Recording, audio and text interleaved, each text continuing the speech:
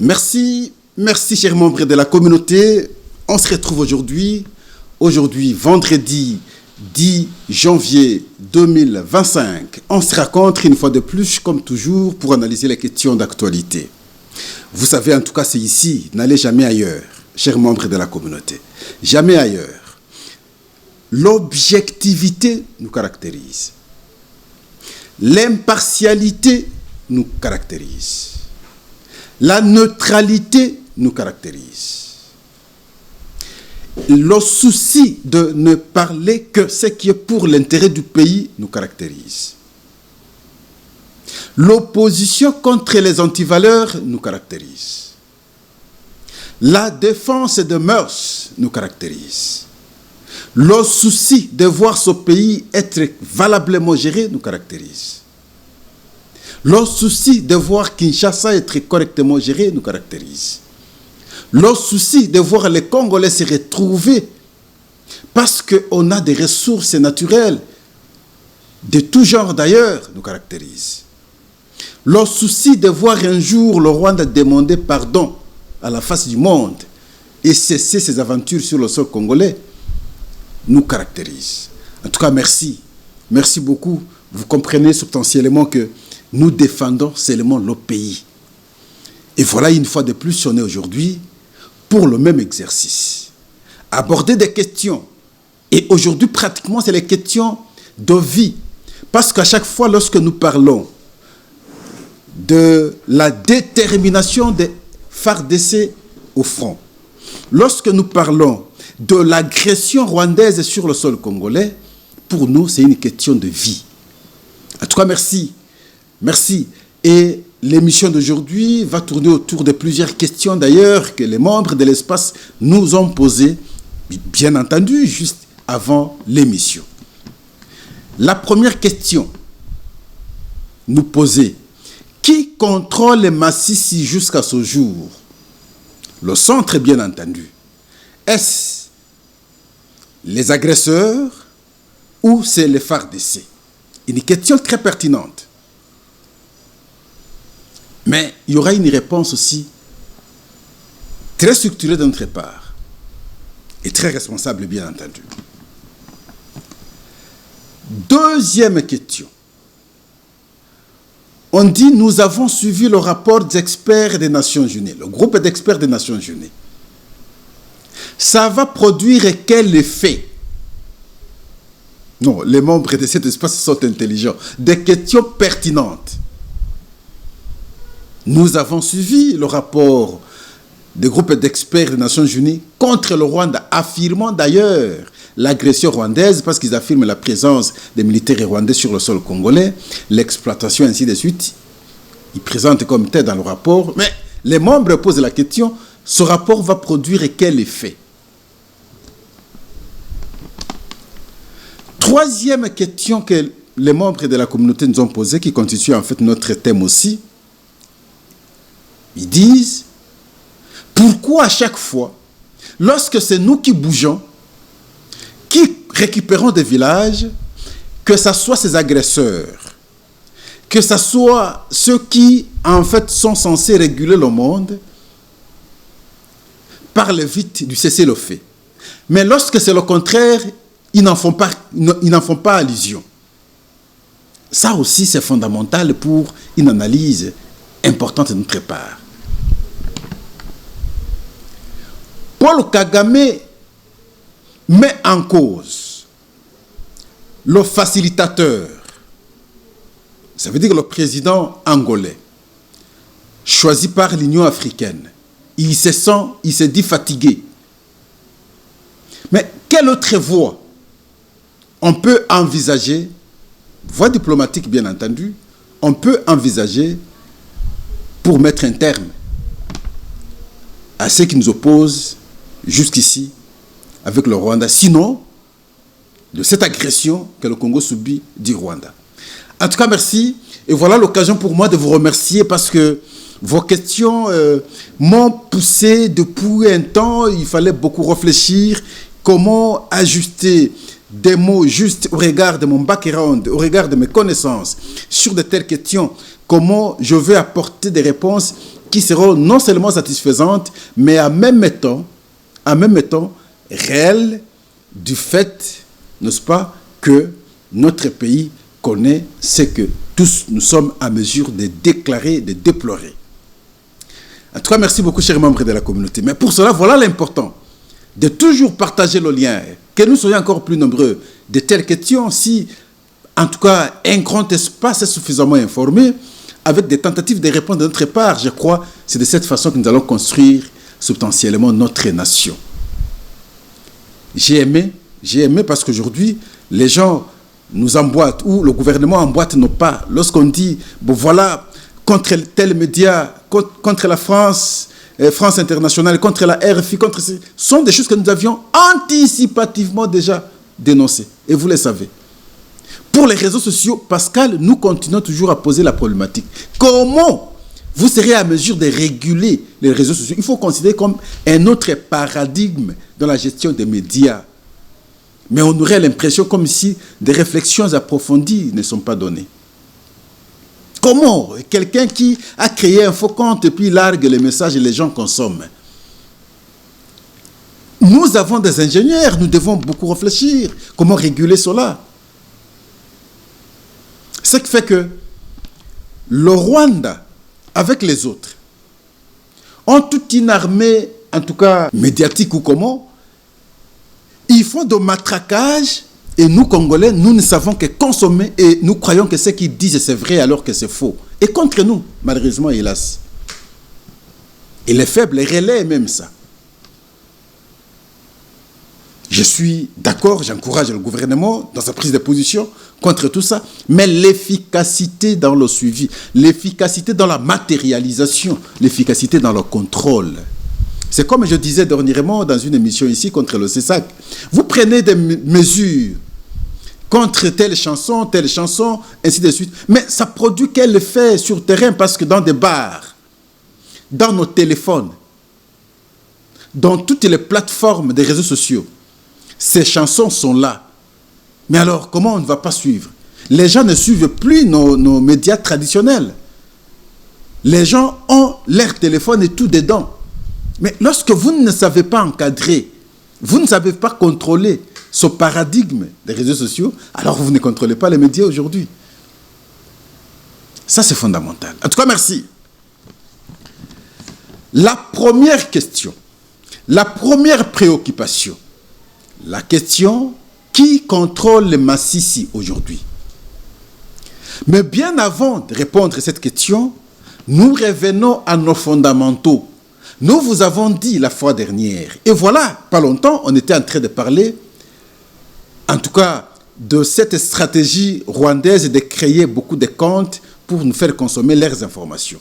Ils nous ont fait consommer les informations depuis longtemps comme si Massissi était totalement, depuis toujours, entre les mains de M23, alors que c'est faux depuis que ce débat du centre Massissi est arrivé. Avant-hier, nous vous avons dit que le combat était sur place au centre Massissi et que nos militaires entraient de s'imposer sur l'M23. Les membres de la communauté nous confirmaient cette information. Mais toutefois, ils ne voulaient pas le dire que nous avons contrôlé totalement Massissi. Et là, ils ont totalement raison.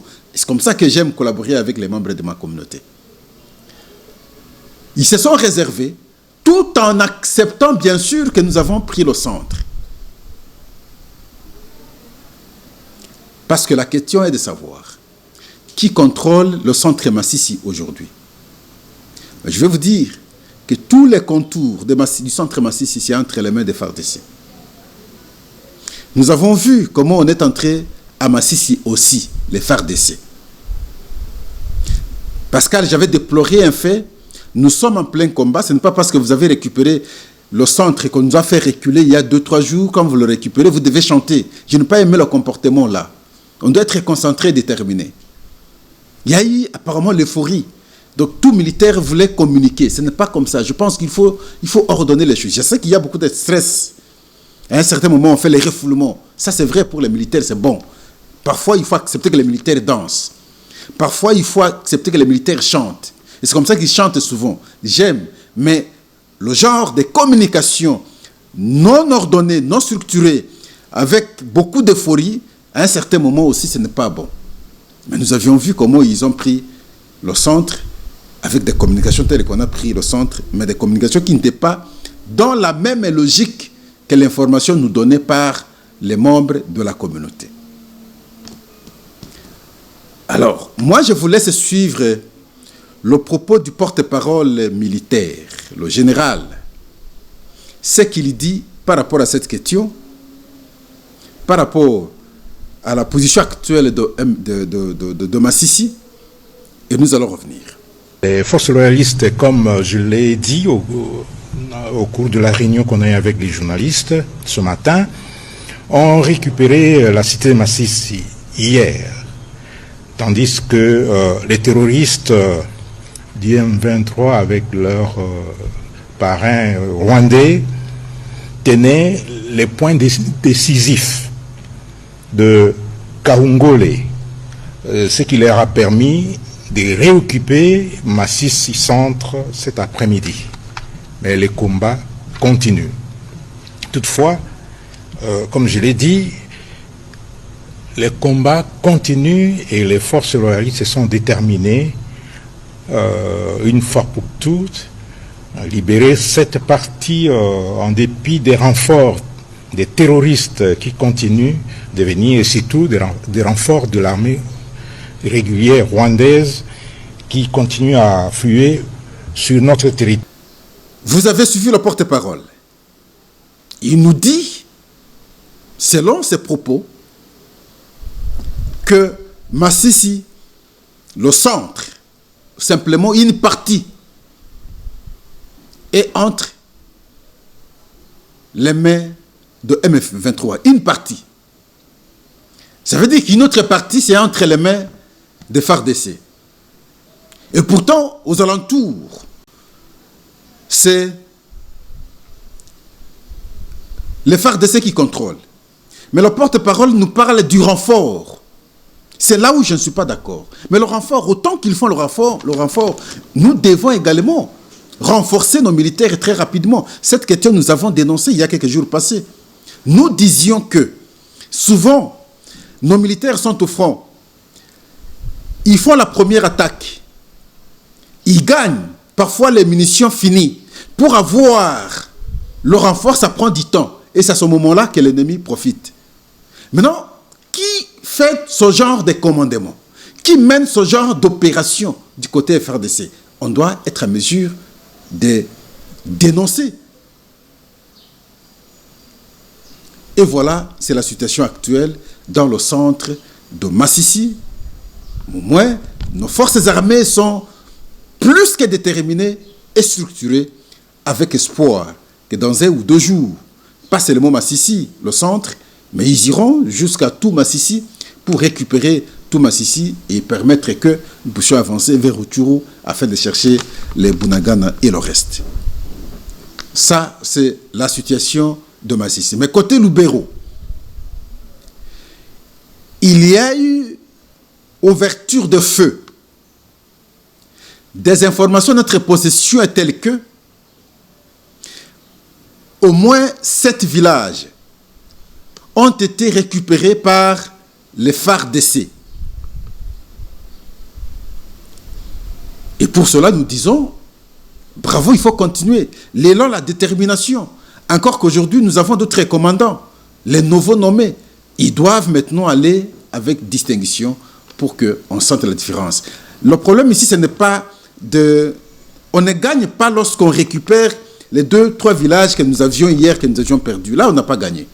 Gagner signifie aller maintenant jusqu'à confisquer les grandes agglomérations qui étaient, il y a 1 mois, il y a 2 mois, occupées par le M23. C'est à ce moment-là que nous allons dire que nous avançons.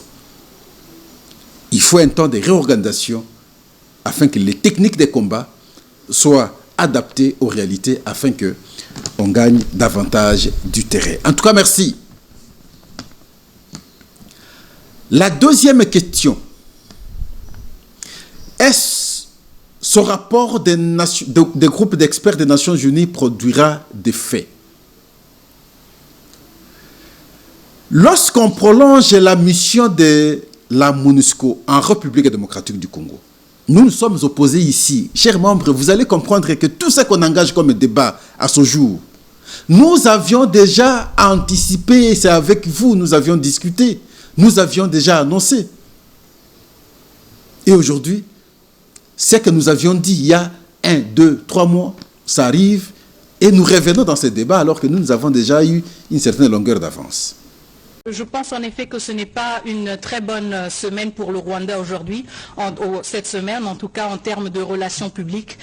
Comme je l'ai dit, il y a eu plusieurs condamnations venues de plusieurs partenaires, mais aussi ce rapport accablant du groupe d'experts des Nations Unies qui parle d'une présence de près de 4000 soldats rwandais sur le territoire souverain de la République démocratique du Congo, à commencer par les territoires de Nyiragongo, Rutshuru et Masisi, mais aussi une expansion territoriale, et nous en avons souvent parlé, le fait que les prétextes qui sont avancés par le Rwanda pour sa présence ou son appui au M23 ne sont que des prétextes qui sont présentés pour nous leurrer et pour nous faire croire qu'il y a des objectifs nobles. Il s'agit d'une occupation ciblée de notre territoire souverain. Il s'agit aussi d'une campagne de terreur qui pousse les civils congolais et congolaises à fuir leur lieu de résidence, à libérer des parties entières de territoire, et c'est aussi une campagne qui cible justement l'exploitation illégale et illicite de nos ressources naturelles.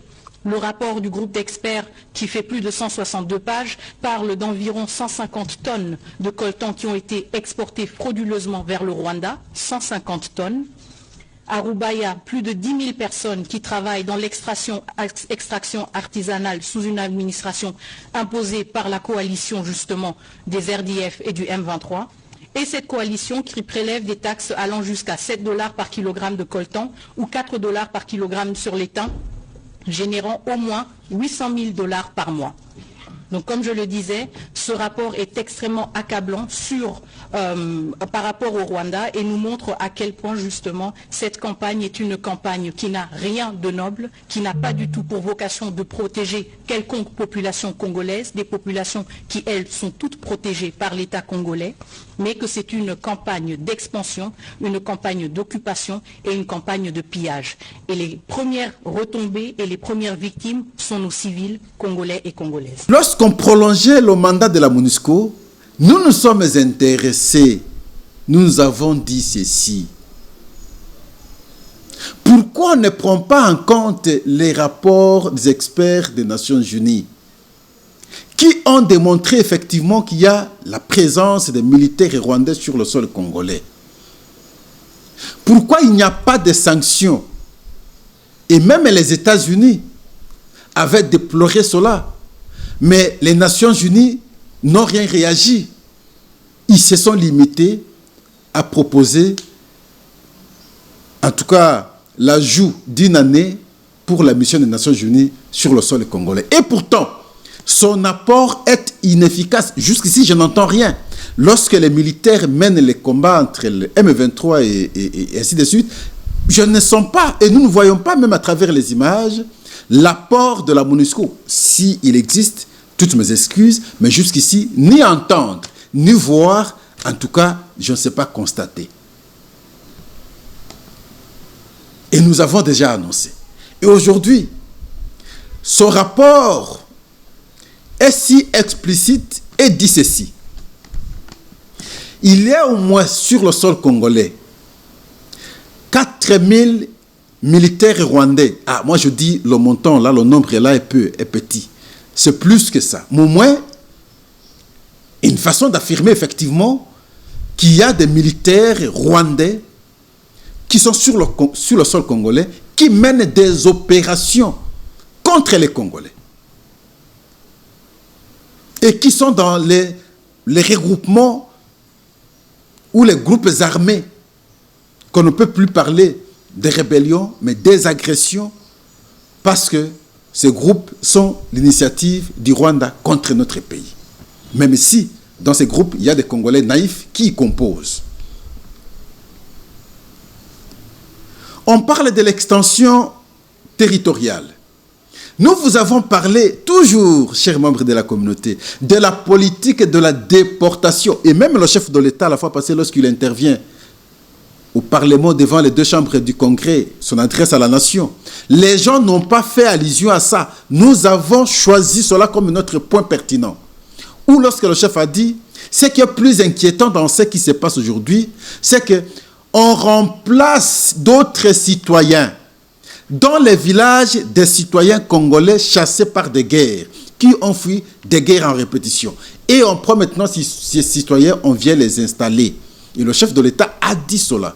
Et c'est inquiétant pour notre souveraineté. Et nous avons toujours dit de la politique de la déportation. Cette politique de la déportation, vous allez la retrouver plus dans les expressions de Paul Kagame. Et nous avons toujours donné comme référence sa sortie sur France 24, lorsqu'il avait dit au Rwanda, il a au moins 100 000 Congolais Tutsis qui réclament rentrer sur leurs terres. Et en Ouganda, c'est plus de 300 000 Tutsis Congolais qui sont au Rwanda, qui sont en Ouganda, qui doivent rentrer en République démocratique du Congo.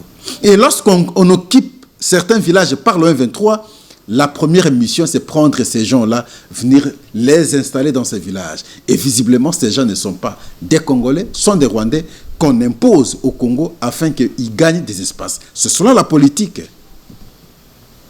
Ce n'est pas difficile à pouvoir comprendre.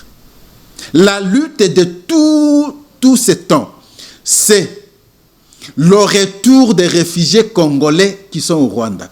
Cette problématique, vous allez la retrouver, comme je vous ai toujours dit, dans tous les accords qu'on a pu signer. Et j'ai suivi, il s'appelle encore comment là? Ferdinand Kambere. Je l'ai considéré beaucoup, mais sur une chaîne, il dit non, l'accord d'Addis Abeba a annulé tout ce qu'il y a eu comme accord avec le CNDP dans le passé, même avec le M23. Et mais finalement, le monsieur, qu'est-ce qu'il y raconte?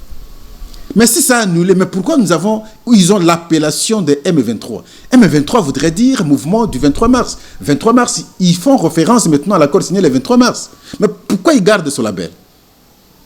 Il oublie que malgré qu'on ait signé l'accord cadre d'Addis Abeba le 24 février 2013, nous sommes allés à Kampala, on est resté à Kampala jusqu'au 11 novembre 2013. On discutait avec le M23. Mais si cet accord d'Addis Abeba avait mis en cause l'accord du 23 mars 2009 avec le CNDP, même avec le M23, mais comment on s'est retrouvé à Kampala? Mais si cet accord d'Addis Abeba avait mis en cause tous les textes précédents, mais comment on s'est retrouvé à Nairobi pour signer les 3 déclarations? Ça n'a pas de sens. On aurait dit, c'est dire, bon voilà, nous avons l'accord et puis ça s'arrête là. Dans tous les textes, même l'accord cadre d'Addis Abeba, on revient sur cette question des retours des réfugiés congolais. C'est un piège. Et le responsable dans tout, c'est la signature de Raymond Tshibanda, qui a commencé depuis 2009 jusqu'en 2013. Ça, c'est une évidence. On parle des occupations ciblées dans ce rapport. Mais parce qu'ils ne peuvent pas aller partout. Ils regardent là où il y a des intérêts et ils y vont. Là où il y a des mines, ils y vont. Là où la communauté, entre guillemets, considérée comme tout y est, ils y vont. C'est comme ça qu'ils font. Et ils ciblent des endroits pour qu'ils règnent en maître. Et ils chassent les Congolais. Dans ce rapport de 162 pages, on parle de l'exploitation également des minéraux, non minéraux, des tonnes et des tonnes de coltan, des tonnes et des tonnes de cobalt, exploités de la République démocratique du Congo, qui vont au Rwanda. Et au Rwanda, c'est l'Union européenne qui vient acheter, parce qu'ils ont l'accord, qui vient acheter au Rwanda. Mais le rapport est là. La démocratie n'est d'application dans sa rigueur que pour les pays pauvres. Regardez aux États-Unis. Le cas Trump, il est président aujourd'hui. Ceux qui ont été condamnés à l'occasion de l'occupation de... le nom, comme le palais du peuple, ça va venir. Ils ont été condamnés, mais maintenant parce que il est maintenant élu président, on dit tous ces gens vont bénéficier de la grâce présidentielle, ils seront libérés. Voyez-vous comment ça se fait? La force, quand c'est chez eux, ça va, il n'y a pas de problème, personne n'en parlera. Qu'on fasse cela chez nous, oulala, vous ne respectez pas les droits de l'homme. Vous n'avez pas ceci, vous n'avez pas cela. Mais comment ça se fait facilement? Tout ce que Trump a fait comme... ça passe comme ça. Et vous pensez? Et donc, c'est à nous de pouvoir nous mesurer. Nous ne pouvons pas dépendre totalement de ces gens-là. Et voilà, ils exploitent. Peu importe ce que vous allez dire. L'Union européenne viendra acheter ces minerais au Rwanda. Et le Rwanda a la mission de venir maintenant chercher ces minerais sur le sol congolais. Il ramène ces minerais au Rwanda et l'Union européenne vient acheter au Rwanda. C'est ça la réalité. Mais qui est membre de l'Union européenne? La Belgique, la France, l'Angleterre, l'Allemagne, ainsi de suite. Et ils vont encore vous mentir dans le cadre diplomatique. Non, les Belges ont dit ceci, les Français sont contre, les Britanniques sont contre, les Allemands ne sont pas d'accord. Comment ils ne sont pas d'accord? Pourtant, ils ont l'accord. Le siège de l'Union européenne, c'est en Belgique. Chez Vonoko, c'est là qu'ils ont signé cela. Voilà. Je parlais de Trump, c'est le Capitole. Quand ils ont envahi le Capitole, il y a des dégâts qui ont été commis, d'autres ont été arrêtés, condamnés. Et aujourd'hui, ils vont bénéficier de la liberté simplement parce que Trump est président. Voilà comment ça fonctionne. Ça, c'est chez eux. Si on le fait chez nous, nous ne respectons pas les droits de l'homme. La justice, notre justice est malade. On dirait comme ça, notre justice est malade. Là, la justice n'est pas malade. Aux États-Unis, la justice n'est pas malade. Comment il y a des cas tangibles, des cas infractionnels, reconnus comme tels, et ça passe comme ça. Et vous allez nous dire, ils ont une bonne justice. Là aussi, la justice est malade. Sinon, Trump serait arrêté, serait condamné. Donc, des tonnes et des tonnes, des tonnes et des tonnes de minerais exploités par le M23, exploités par les Rwandais dans cette occupation, et ces minerais vont au Rwanda, et c'est l'Union européenne qui vient acheter ces minerais au Rwanda. À Rubaya, dans des mines, en tout cas, on a envoyé beaucoup de jeunes, ils font l'exploitation artisanale de façon désordonnée, et ils ramassent, ils vont avec ça au Rwanda. Au vu et au su de tout le monde. Le rapport le dit clairement ainsi. Que dira maintenant, ou que diront, qu'est-ce que je veux dire? Que dira l'ONU? Que dira l'ONU par rapport à ce rapport? Mais c'est trop accablant. On ne peut pas maintenant mettre en cause le groupe d'experts de votre propre maison. Mais le problème, c'est que même alors, les décisions de l'ONU ne sont plus respectées par les pays forts. Et surtout que le Rwanda a l'appui de l'Union européenne. Comment la décision de l'ONU va passer? Ça, c'est la logique du monde aujourd'hui. Je veux vous dire que le monde est en train de se bipolariser. Nous devons également choisir le camp. Il y a un camp des BRICS, il y a un camp des Occidentaux. Mais l'Occident applique tellement le capitaliste, le plus fort domine sur le plus faible, et souvent le plus fort reste fort, les faibles restent faibles, que les faibles, en réalité, ne devraient plus accepter cette manière de faire de l'Occident. Devraient maintenant s'aligner derrière le BRICS et faire avancer le monde trément. La bipolarisation du monde aujourd'hui. À nous de pouvoir bien voir pour faire le choix. La troisième question, pourquoi à chaque fois lorsque nous avançons, on nous demande de cesser le feu. Mais lorsque Sontekui prend des villages chez nous et pourtant nous sommes chez nous, on n'évoque pas cela. Ah, ça c'est très pertinent en fait.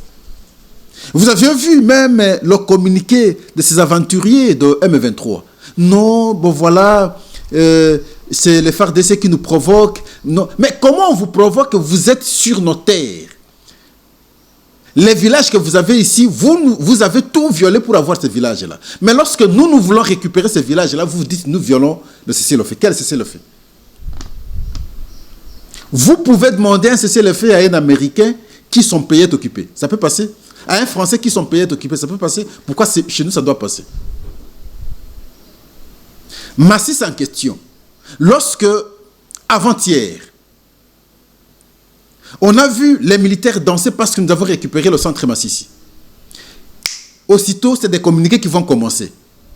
Contre la République démocratique du Congo, non, il faut cesser la guerre, il faut faire ceci, il faut faire cela. Mais comment on va cesser la guerre? Nous n'allons pas cesser la guerre. Parce que ici, nous récupérons ce qu'on nous a confisqué il y a quelques jours passés. Lorsqu'ils ont pris Massissi, le centre, vous n'avez rien dit, vous n'avez pas parlé de cesser le feu. Mais lorsque nous récupérons le même Massissi, et vous parlez de cesser le feu, c'est quoi ça comme affaire? Est-ce que c'est logique d'abord? Un pays agressé, qui veut récupérer maintenant ces espaces, et vous dites cesser le feu. Et pourtant, en même temps, on ne sait plus accepter les discussions de Luanda. Et pourtant, le cessez-le-feu provient de là. Lorsqu'on met en cause les discussions là, on ne peut plus évoquer le cessez-le-feu. Nos militaires doivent avancer, doivent continuer. Parce qu'ici, il s'agit de nos terres. Ce sont eux qui sont venus dans nos terres. Ce sont eux qui tuent nos frères et sœurs. Ce sont eux qui exploitent nos minerais. Ce sont eux qui exploitent nos ressources. Vous n'allez pas nous empêcher, nous, propriétaires des terres, lorsque nous menons en tout cas des incursions pour récupérer ce qui nous est des droits et nous opposer maintenant le cessez-le-feu qu'eux-mêmes ne savent pas respecter. Ça ne passe pas. C'est illogique, c'est irrationnel. Nous devons avancer. Paul Kagame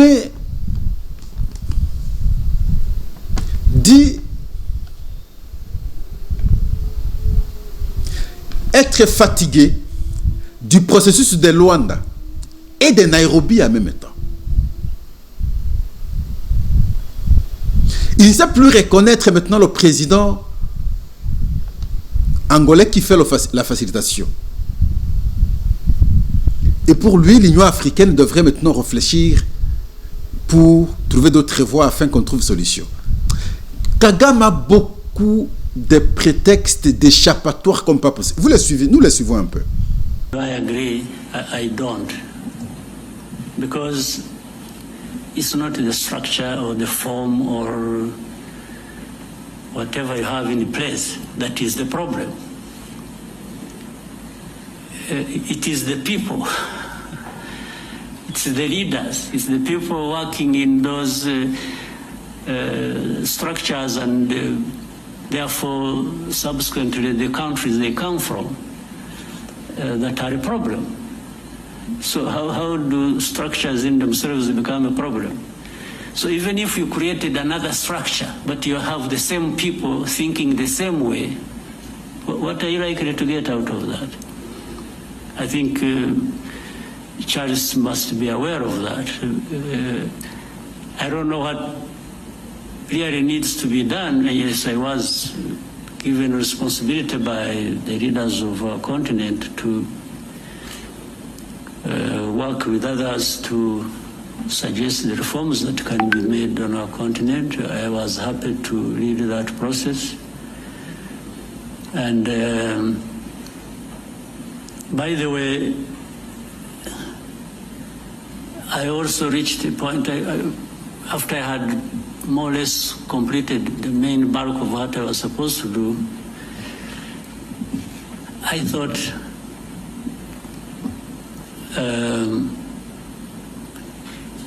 we needed maybe to find another person, because when I was seeing some, I mean, you can hear this. We sit in meetings, leaders, I'm talking leaders, of leaders, presidents, prime ministers, and others, we agree something in a room like this. Suggestions that have come from us, we agree. We put something in place. And then, in the end, nothing works. Do you think it's a problem of the process? It's a problem of the structure? What is the problem? I think the answer is obvious. The problem is us. So in fact, when I even wanted to test that, because when it was just going back and forth like this and that, and we agree something, we don't do it, or we do it halfway, and so that is how I decided. And I told the leaders in the room that, you know what, I've been very happy to serve you, but I think it has come to the time we try somebody else. Maybe before you get tired of me, or before I get too frustrated myself, but to serve the cause of reform, I think. Kagame a beaucoup d'échappatoires comme pas possible. C'est un menteur, vous m'excuserez son concept, c'est pas mon genre, mais c'est un peu un excès. Trop de prétextes pour justifier sa présence, sinon pour maintenir sa présence sur le sol congolais. D'un côté, comme nous avons dit pas longtemps ici, des Tutsis rwandais, des Tutsis congolais qui sont rwandais, qui doivent rentrer. Nous venons au Congo pour combattre les FDLR, et pourtant la partie qu'ils occupent aujourd'hui, c'est à 85% supposé être habité par les FDLR, que nous avons toujours estimé n'existait pas. Mais s'ils sont là, vous avez maintenant au moins la partie à 80%, 85% occupée par les FDLR. Mais désarmez-les, identifiez-les. Ils ne parviennent pas à le faire. Comment demain ils vont encore venir vous dire, vous devez le faire? Et pourtant, ils sont là dans les villages supposés être occupés par les FDLR. Les FDLR, l'administration du Congo, qui crée des dysfonctionnements, qui crée des divisions entre ses fils, et ses fils qui se réclament, qui cherchent l'autonomie. Et mais ils cherchent l'autonomie, mais toujours par votre canal, avec vos militaires. Et aujourd'hui, il commence à mettre, il met plutôt en cause le facilitateur. Pour lui, peut-être qu'il commence à estimer qu'il est fort maintenant, donc seule la guerre qui permettra qu'il gagne tout ce qu'il veut par des dialogues, il va perdre. C'est comme ça pour le Kagame aujourd'hui. Si on passe par des dialogues, il voit qu'il va perdre. Par la guerre, il va gagner parce qu'il a des appuis. Parlons ici de l'Union européenne. C'est ça sa logique actuellement. Vous sentez qu'il pousse tout pour qu'on ait la guerre. La guerre au sens des déclarations claires. 2 États s'attaquent. Nous allons entendre comment l'Union africaine va réagir. Moi, je n'entends pas de ces organisations. Je n'entends pas trop de ces organisations. En toute réalité, que ce soit l'Union africaine, l'Union européenne, n'en parlons plus parce qu'elle s'est affichée comme telle. Tout le monde connaît. L'ONU, plus d'espoir. Les États-Unis, pour moi, plus d'espoir. Le seul espoir, c'est notre détermination personnelle, l'engagement personnel. Lorsque nous allons commencer à défier tout appel de l'extérieur, et lorsque nous allons nous confirmer pour la souveraineté de notre nation, ils vont revenir autrement pour trouver solution calme et rapide. Tant que nous ne passerons pas par ces voies, ils verront que nous sommes des bons enfants. Ils vont continuer à nous manipuler. Ils vont nous manipuler pendant longtemps. Et Kagame est avec eux en intelligence. Et ils se sont sécurisés. Et ils s'en foutent du reste. C'est cela la réalité. En tout cas, maintenant la responsabilité à la ministre des Affaires étrangères. Visiblement et clairement, les discussions de Luanda s'arrêtent à ce niveau. C'est le Rwanda qui a... De Luanda, je parlais, et du Rwanda maintenant, qui a bien voulu mettre un terme à ces échanges. Mais quelle autre voie pour la RDC? C'est la question fondamentale. Et nous allons voir cela, comment on va se décider dans 2-3 jours qui vont venir. En tout cas, merci. On s'arrête là. Merci de votre attention.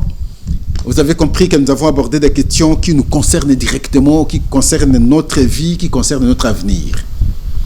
À chacun de pouvoir comprendre que nous avons un rôle à jouer dans ce cadre-là, par vos interventions. Ça peut nous aider, ça peut aider d'autres à comprendre ce qu'ils doivent faire lorsqu'ils ont des responsabilités. Réagissez, aimez alors l'émission. Réagissez, donnez les orientations. Ça va nous aider pour que lorsque nous allons revenir autre jour, qu'on soit en mesure de compléter certaines idées que nous n'avons pas pu aligner à l'émission d'aujourd'hui. Sinon, nous vous disons merci, merci, au revoir, gardons contact, élargissons le cadre, partageons l'émission, soyons toujours concentrés, réfléchissons sur la nation, regardons l'avenir de notre pays. Merci, au revoir, à la prochaine.